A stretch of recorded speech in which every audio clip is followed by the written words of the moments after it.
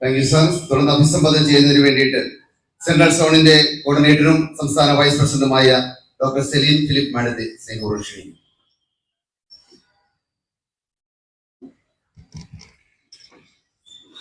ഏവർക്കും നമസ്കാരം.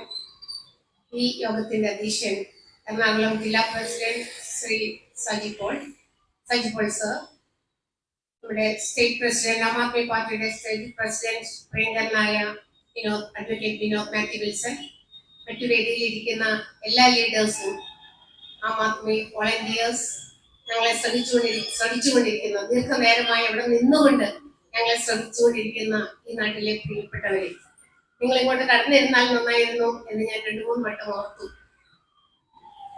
നമുക്കറിയാം, ലോകത്ത് പരിണാമം, ഇവല്യൂഷൻ നടക്കുന്നുണ്ട്. 2 തരത്തിലുള്ള ഇവല്യൂഷൻ സയൻസ് പഠിപ്പിക്കുന്നുണ്ട്. ഒന്ന് പ്രോഗ്രസീവ് ഇവല്യൂഷൻ, ഒന്ന് റിട്രോഗ്രസീവ് ഇവല്യൂഷൻ. നമ്മുടെ ഇന്ത്യ മഹാരാജ്യത്ത് നടക്കുന്നത് റിട്രോഗ്രസീവ് ഇവല്യൂഷൻ ആണ്.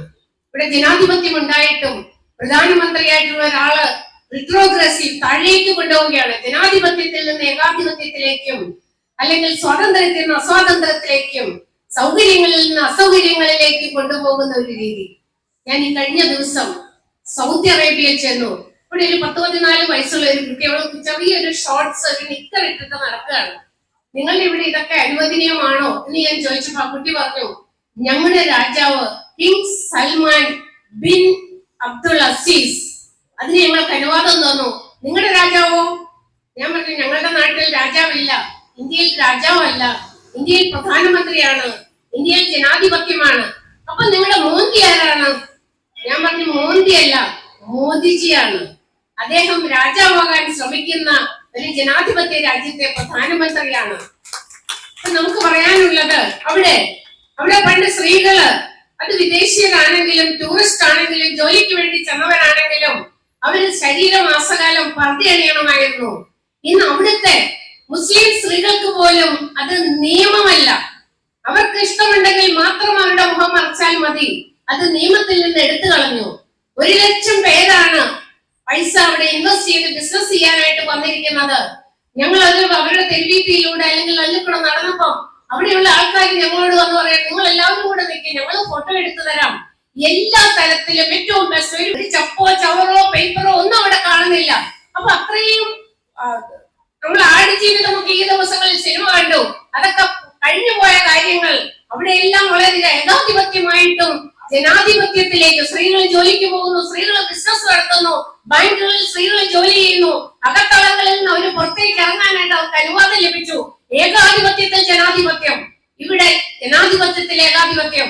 നമ്മുടെ ഇലക്ഷന് വേണ്ടി 2 രാത്രിയും 2 പകലും മാത്രം ബാക്കി നിൽക്കെ നമ്മൾ ഓരോരുത്തരും ഞങ്ങളെ ശ്രമിച്ചുകൊണ്ടിരിക്കുന്നു. നമ്മുടെ ഇവിടുത്തെ പ്രമുഖരായ പൗരന്മാർ ഓരോരുത്തരും ചിന്തിക്കേണ്ടത്, നാളെ ഇവിടെ BJP ജയിക്കണോ, ഇന്ത്യൻ സഖ്യം ജയിക്കണോ, ഇന്ത്യ സഖ്യം ജയിക്കണമോ, ജനാധിപത്യം പുലരണമോ, ഏകാധിപത്യത്തിലേക്ക് മാറണമോ, അല്ലെങ്കിൽ ഇവിടെ മതാധിഷ്ഠിത മൗലികവാദങ്ങൾ ശക്തിപ്പെടണോ, ജോലി ഇല്ലാതെയാകണമോ, ചെറുപ്പക്കാർക്ക് പ്രാധാന്യം ഇല്ലാതെയാകണമോ, മനുഷ്യർക്ക് ബുദ്ധിമുട്ടുകൾ ഏറണമോ, അതോ ജനാധിപത്യത്തിലേക്കും സംരക്ഷണത്തിലേക്കും അതിലേക്ക് കൊണ്ടുവന്ന, അല്ലെങ്കിൽ ഏറ്റവും കൂടുതൽ ജനസേവനം നടത്തിയ, രാജ്യത്തിന് ഒരു പ്രത്യേക രാജ്യമായിട്ട്, ലോകത്തിലെ one of the best country ആയിട്ട് ഇന്ത്യയെ മാറ്റാൻ ശ്രമം നടത്തിയ ഇത്രയും മഹാനായ ശ്രേഷ്ഠനായ ഒരു വ്യക്തിയെ ജയിലിൽ അടച്ചപ്പോൾ നിങ്ങൾക്ക് ഉണർന്നിരുന്ന് പ്രാർത്ഥിക്കാൻ പാടില്ലേ എന്ന് യേശുക്രിസ്തു ചോദിച്ച കാര്യം ഇവിടെ നമ്മുടെ ആരാധ്യനായ നേതാവ് അഡ്വക്കേറ്റ്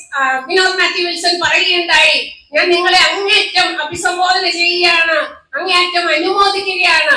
അദ്ദേഹത്തെ അറസ്റ്റ് ചെയ്ത രാത്രി മുതൽ ഇന്നോളം ഏകദേശം 1 മാസമായിട്ട് കേരളത്തിൽ ഉടനീളം പ്രകടനങ്ങളും പ്രതിഷേധങ്ങളും പന്തംകൊട്ടി പ്രകടനങ്ങളും പ്രസംഗങ്ങളും വേദികളുമായിട്ട് വളരെ ആത്മാർത്ഥതയോടുകൂടി, യാതൊന്നും കൈപ്പറ്റാതെ, യാതൊന്നും പ്രതീക്ഷിക്കാതെ ഇവിടെ വന്നിരിക്കുന്ന എന്റെ സ്നേഹബഹുമാന്യരായ എല്ലാ വോളണ്ടിയേഴ്സിനെയും ലീഡേഴ്സിനെയും അഭിനന്ദിച്ചുകൊണ്ട് എന്റെ വാക്കുകൾ നിർത്തുന്നു. നന്ദി, നമസ്കാരം, ജയ് ഹിന്ദ്.